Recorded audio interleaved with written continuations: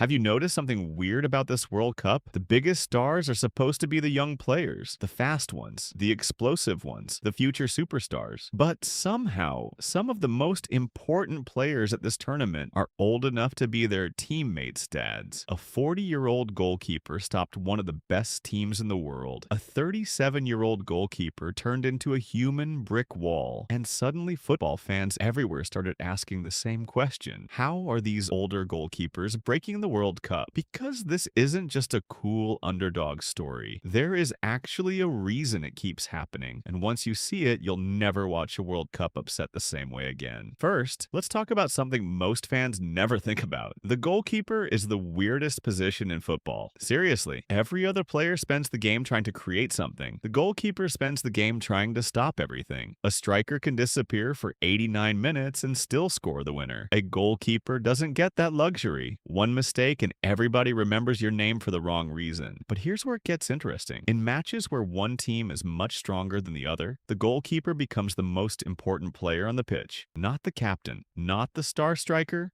not the manager, the goalkeeper. Think about it. If a small nation spends most of the game defending, they don't need 11 heroes. They need one hero, the one standing between the posts, and sometimes that's enough. Now let's talk about the age thing, because this sounds backwards. In football, players usually get worse as they get older. The legs slow down. The recovery takes longer. Everything becomes harder. But goalkeepers play by different rules. A goalkeeper doesn't need to sprint up and down the pitch for 90 minutes. He needs to read the game. He needs to know where danger is coming from before everyone else does. It's almost like being a chess player wearing gloves. The older you get, the more patterns you recognize, the more situations you've already seen, the more mistakes you've already made. And that experience becomes a weapon. A young goalkeeper might have faster reactions. An older goalkeeper has faster decisions. And sometimes that's even more important. You know the type. The veteran goalkeeper who looks calm while everybody else is panicking. That's not luck, that's thousands of matches living inside his head. Now let's look at the underdog nations, because this is where the story gets really interesting. Then a football giant plays a small nation. Everyone expects the giant to win. The script seems obvious. Attack after attack. Chance after chance. Eventually, the goal arrives. At least that's the theory. In practice, football is messy. The longer an underdog survives, the stranger the game becomes. Every save starts to feel bigger. Every missed chance feels heavier. Every minute creates more pressure. And suddenly, the favorite isn't playing football anymore. They're fighting their own frustration. Shots become rushed. Crosses become desperate. Decision-making gets worse. The players start thinking instead of reacting. That's dangerous, because while the giant is becoming nervous, the goalkeeper is becoming stronger. Every save increases his confidence. Every minute increases the crowd's belief. And before anyone realizes it, the underdog has turned the match into a psychological battle. Which brings us to the biggest secret of all pressure. Most people think pressure hurts the smaller team. Sometimes it's the opposite. The underdog walks onto the pitch with nothing to lose. Nobody expects them to win. Nobody expects them to survive. Everything they achieve is a bonus. That freedom is powerful. The favorite doesn't have that luxury. The favorite has expectations.